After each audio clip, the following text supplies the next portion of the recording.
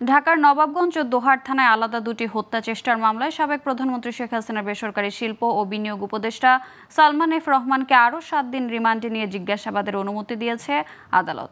সকালে ঢাকার chief judicial magistrate আদালতের বিচারক সাইফুল ইসলাম এ আদেশ দেন।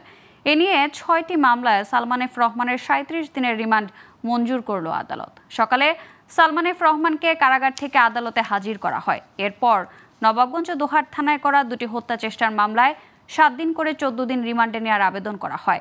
উভয় পক্ষের শুনানি শেষে আদালত সালমান এফ রহমানের দোহার থানার মামলায় 3 দিন ও নবাবগঞ্জ থানার মামলায় 4 দিনের রিমান্ড মঞ্জুর করেছে।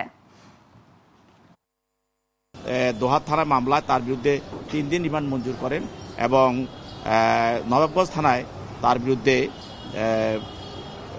4 দিনের রিমান্ড মঞ্জুর করেন। বিহারে কে প্রত্যক্ষভাবে ঘটনা ঘটিয়েছে, কে বিস্ফোরণ ঘটিয়েছে এটা সুনির্দিষ্টভাবে বলা থাকা সত্ত্বেও এই ইজাহারনামী আসামিকে আমাকে যে রিমান্ড দেওয়া হয়েছে এটা আমরা মনে করি এটা সঠিক হয় নাই।